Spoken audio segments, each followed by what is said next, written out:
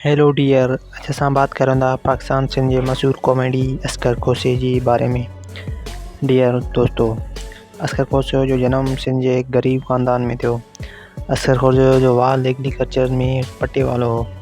गरीब ख़ानदान जे करे हिन वटि एतिरा पैसा कोन हुया, उन करे असगर खोसो पढ़ण जे बजाए पापड़ ऐं छोला विकिणंदो हो।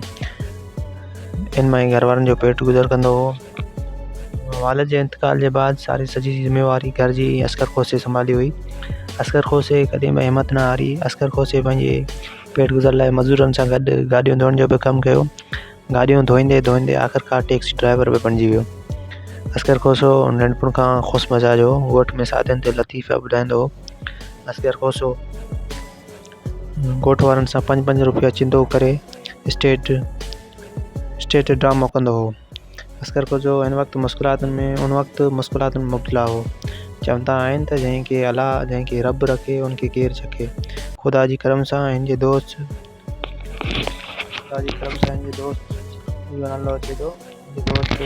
मरहूम ग़ुलाम सबीर जमाली हिन जो फ़रिश्तो थी आयो। इनके फेसबुक ते आईडी ठाहे ॾिनी, जिन में पहिरें दफ़े इमरान ख़ान जे इस्लामाबाद वारे धरने जो वीडियो जी कॉमेडी वीडियो इन असगर खोसे ठाही फेसबुक ते अपलोड की हुई। उन वीडियो जो लखनि जी तइदाद में व्यूज़ आए। माण्हुनि ॾाढो पसंदि कयो। सौ जे लॻभॻि कॉमेडी वीडियो ठाहिया, जिन खे अॼु ताईं मिलियन में व्यूज़ ईंदा आहिनि। इन खां पोइ ॾिसंदे असगर खोसो माण्हुनि जे दिलनि ते राज कंदो वियो। सोशल मीडिया जी अहिड़ी कामयाबी खां पोइ मुख़्तलिफ़ चैनल इन्हनि खे इनवाइट कयो, जिन मां सिंध टीवी, बोल टीवी, अब तक, जियो न्यूज़ वग़ैरह चैनल शामिल आहिनि।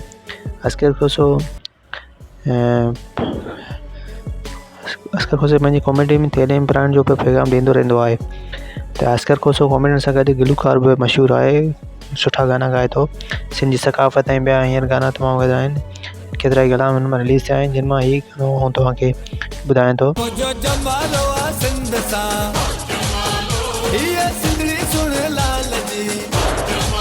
जॾहिं त ही कलाम पाकिस्तान समेत सॼी दुनिया में ॿुधियो वेंदो आहे। असगर खोसो हाणे वॾो फेमस थी वियो आहे। हर साल ॿाहिरि मुल्क में वञे थो ऐं उमिरो करण बि हुजे थो। दोस्तों, उमेद आहे त असगर खोसे जे बारे में वीडियो ठाहियल तव्हांखे पसंदि आई हूंदी। चैनल खे सब्सक्राइब कंदा। अल्लाह हाफ़िज़।